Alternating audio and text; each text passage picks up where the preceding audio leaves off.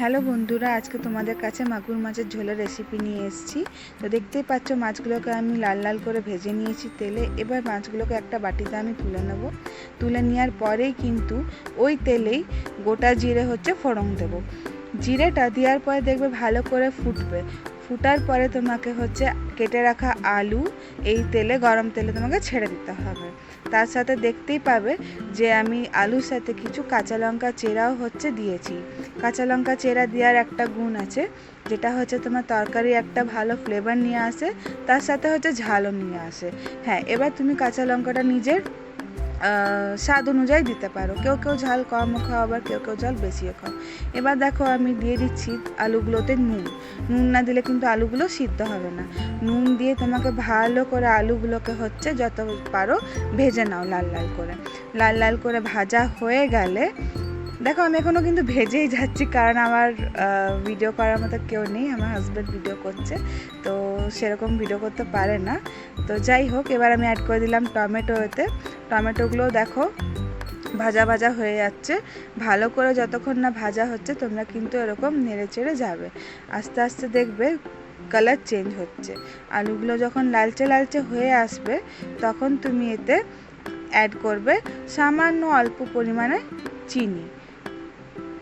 এবার কেউ কেউ হয়তো চিনি নাও খেতে পারো, তো যারা খাবে না তারা স্কিপ করতে পারো এই স্টেপটাকে। কিন্তু আমি একটু ব্যালেন্স করার জন্য এটা দিই, তাতে কি হয় স্বাদগুলো ঠিকঠাক থাকে। এরপর আমি এতে আস্তে আস্তে অ্যাড করে দেবো গুঁড়ো মশলা। তার মধ্যে প্রথমেই দিয়ে দিলাম, দেখতে পাচ্ছ, হলুদ গুঁড়ো, জিরে গুঁড়ো। এরপর এতে অ্যাড করব লঙ্কা গুঁড়ি। তো লঙ্কা গুঁড়ির ডিব্বা খুলে দেখছি তাতে লঙ্কা গুঁড়ি ছিল না, আবার দৌড়ে যে ভেতর থেকে নিয়ে এলাম। দেখতেই পাচ্ছ লঙ্কা গুঁড়ি অ্যাড করে দিলাম।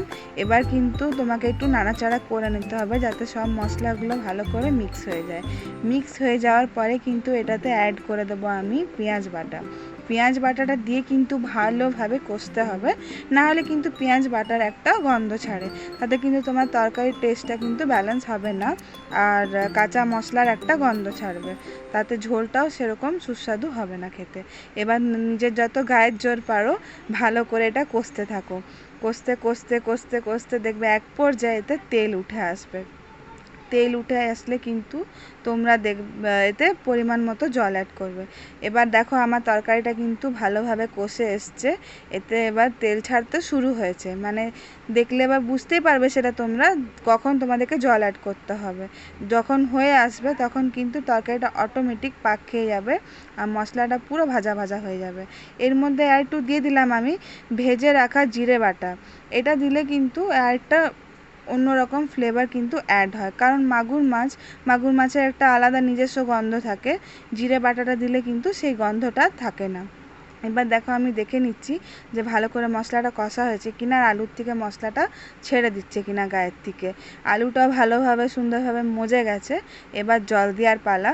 তো আমি এবার জল বার করতে যাচ্ছি। আমার হাজব্যান্ড একবার করে নেড়ে দেখছে কীরকম হয়েছে তরকারিটা। তো দিয়ে দিচ্ছি জল।